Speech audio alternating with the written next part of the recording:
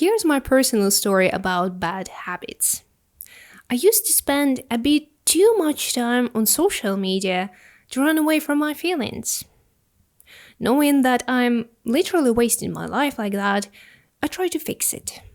I tried fighting myself, making social media hard to reach. I tried replacing social media with microlearning and journaling, but nothing worked.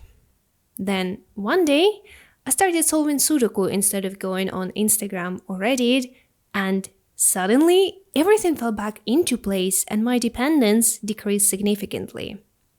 So, what's the moral of this story and how it can help you break away from your own bad habits? An important disclaimer. I'm not a therapist or a healthcare professional.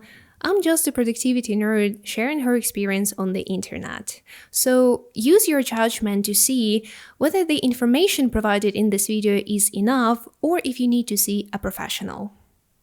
If we simplify the concept of habits quite a lot, then we can say that a habit is a response to the environment. There are good habits like brushing your teeth every day and bad habits like picking your nose in public. There is also one aspect that is quite self-evident, but I still want to bring it forward, and it is good and bad are relative terms and depend heavily on the context. Now, in an ideal world, you want to find the root cause of this bad habit and work on it either in therapy or using the tools that you have. In the real world, in the world where we all live in, we don't always have the capacity to fix each and every problem, nor the idea of constantly fixing yourself seems like the path to mental well-being. What we want to do instead is to minimize the impact these bad habits have on our life. So, how do we do that with the limited resources? If you've been interested in the topics of productivity and habits building, then you've probably read or at least heard of the book Atomic Habits.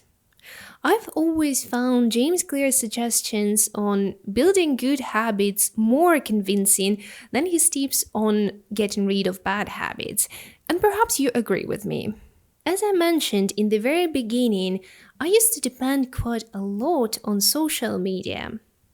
From the get-go, I was aware that I was doing it to avoid my feelings.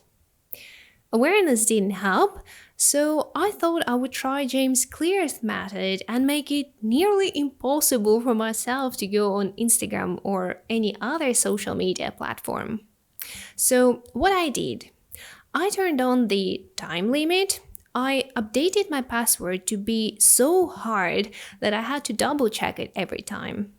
Finally, I deleted the app from my phone, so I had to re-download it and re-log in so that I could use it.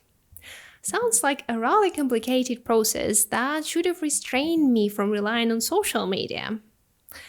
Well, it didn't really work.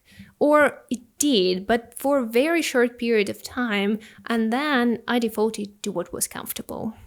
After years of working on my own habits, I finally figured out what was missing in this approach, and it's surprisingly simple.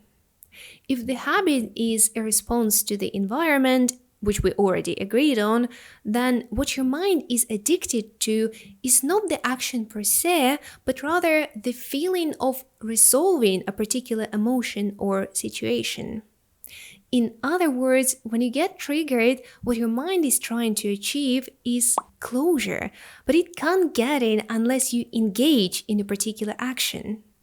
And where the system fails you is in associating the action that you no longer need and that does not serve you anymore with the resolution of the trigger. Now you see why you might need therapy.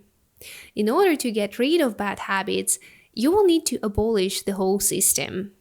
So you will need to know what's triggering you, why it's triggering you, and work on that. If you don't have the tools to do so, you can still trick the system and make it work in your favor. The solution seems within the reach. Just replace an undesirable action with a desirable one and turn all your bad habits into good ones. Here's the twist. it doesn't work either. And to know why and what actually works, we'll have to get back in history. Let's take a look at the most known experiment on conditioning: Pavlov's dogs. You must be already familiar with the content of the experiment. The Russian physiologist observed the lab dogs salivating at the sight of food. He wondered if they can be conditioned to show the same reaction to the sound of metronome. He started showing the metronome together with the food plate, and in the end he had the dogs salivating to the sound of metronome. What can we take from this story? Cute dogs? Also, you're probably wondering whether it's ethical to run similar experiments in our time. In all honesty, what's important here is that both the metronome and the food plate meant the same thing for the dogs: the arrival of the food. So here's what I suggest to you. Replace your bad habit with an action similar in meaning that is only less damaging, potentially more beneficial, but it is not necessary here. In my example, I tried replacing scrolling with journaling and microlearning, but neither of these worked in the long run because I was associating these actions with a totally different context.